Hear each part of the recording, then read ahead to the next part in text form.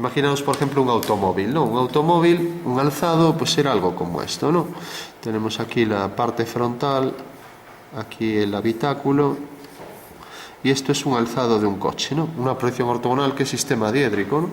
Luego tenemos la posición de las ruedas, por ejemplo, aquí una circunferencia y aquí otra, ¿no? Normalmente las ruedas pues tienen 3,5 entre ambas, con lo cual, bueno, son algo grandes, a no ser que el coche sea muy pequeñajo. Bueno, pues ¿cómo convertir esto en una perspectiva? ¿Vale? Sería así una forma rápida de trabajar. Entonces, la perspectiva más sencilla para construirla a partir del alzado de un coche, pues sería esta. Como tendría un cubo, lo puedo transformar desplazando esa cara cuadrada que está en verdadera forma, o sea, un desplazamiento de esa cara. Un coche puede hacer exactamente lo mismo. Entonces digo, cojo el coche, lo calco en una dirección. Entonces el mismo coche lo coloco aquí. O sea, el alzado, digo, exactamente igual, viene por aquí, luego viene por aquí, luego viene por aquí. O sea, fijaros que estoy copiando lo mismo, ¿no?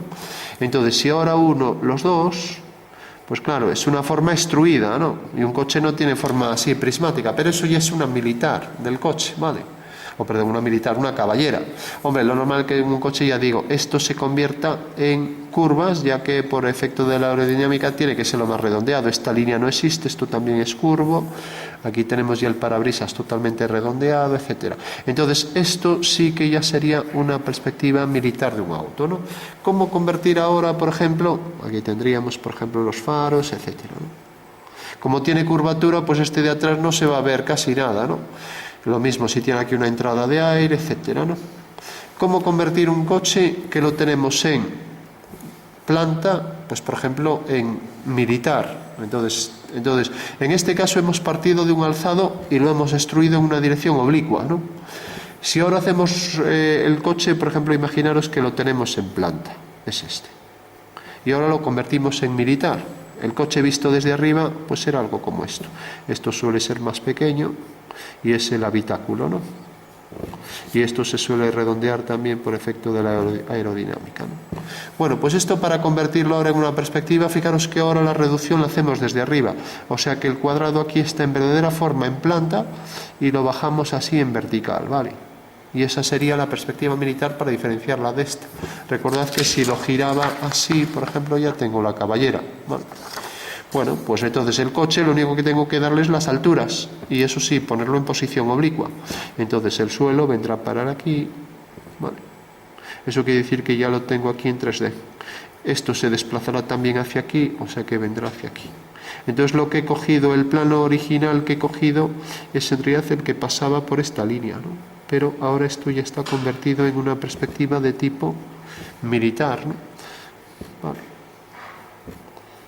Entonces, en la perspectiva militar estoy viendo el coche desde arriba y las ruedas quedarán aquí en este lateral, por ejemplo. Entonces tendría que dibujar una elipse, la otra elipse, y aquí el habitáculo, las puertas, etcétera. Bueno, pues esta sería la conversión a partir de la planta. Y entonces fijaros que cuando lo tenía en planta, pues lo único que hice fue alturas hacia abajo para lo que es la carrocería y alturas hacia arriba para lo que es el habitáculo, ¿no? Mientras que aquí seguí esta dirección, por ejemplo 45 grados, ¿no? Para convertir este alzado en otro alzado. Y esa sería la diferencia entre una militar y una caballera, ¿no? Claro, si hiciera una persona, quedaría horrible. ¿Por qué? Porque estoy diciendo que una cara está frontal, por ejemplo, también un coche, si tengo aquí el alzado, lo puedo convertir en caballera. Imaginaos que este es el alzado, ¿no? Lo convierto en caballera, pues digo, bueno, pues lo voy a hacer así. Entonces tengo que ir proyectando el habitáculo donde le corresponda, aquí, por ejemplo aquí, etcétera.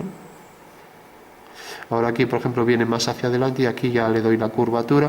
O sea que debo ir desplazando todo en la dirección de un eje, también es caballera. Pero si cojo una cara, ¿qué pasaría? De repente tengo el óvalo de la cara, tengo la posición de las cejas, de los ojos, de la nariz y de la boca, ¿no?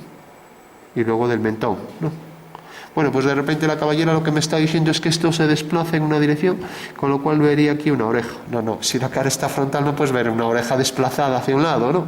O sea, entonces en las caras sí que queda horrible. Y ya digo, yo he visto cuadros donde realmente pasan este tipo de cosas, ¿no? Parte de un alzado y luego hace un lateral. Entonces ya sabemos que si una cara está frontal, las orejas aparecen aquí, ¿no? distancia entre cejas y la nariz, es la posición de las orejas, ¿no? O sea que esta sería la posición para el rostro. Ahora bien, en caballera me exigiría que yo pusiera esto frontal y luego desplazara una forma lateral, ¿no? Igual que hago el cubo, cojo una cara frontal y desplazo esto lateral, ¿no? Con las cámaras antiguas esto se podía hacer, con una cámara o con cualquier objeto.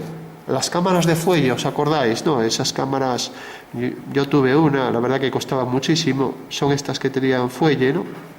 Y luego tenían aquí la caja de proyección como una estenopeica, ¿no? Claro, ya en los años 90 costaba 1 millón de pelas. Yo había conseguido una muy barata, construida manualmente, ¿no? Entonces, lo que hacías era, para conseguir una caballera, lo que tenías que hacer era coger el conjunto óptico, ¿no?, que estaba aquí, y coger esto, el fuelle servía para que pudieras desplazar lo de atrás, y lo desplazabas así, lateralmente. Entonces, al desplazarlo lateralmente, cogías un objeto y lo proyectabas así, de forma oblicua. Entonces, con esta cara quedaba exactamente igual, pero con una cara lateral ahí ya se distorsionaba por aquí, ¿no?, y salía la caballera. O sea que con esta cámara se podía hacer fotos en perspectiva caballera o perspectiva militar. Podíamos hacer una cara que tuviera esto oblicuo. Entonces, en estas cámaras de fuelle veréis cantidad de fotos antiguas donde realmente veis una casa así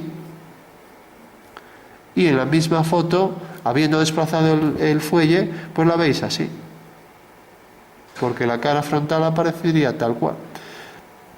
Y si no se percibe mucho la lejanía porque es una perspectiva aérea y la casa está muy lejos, pues realmente esto se convierte en caballera, que es lo que decíamos, ¿no? Si está visto de cerca, no, ya hay aquí fugas y por tanto es una cónica oblicua, ¿no?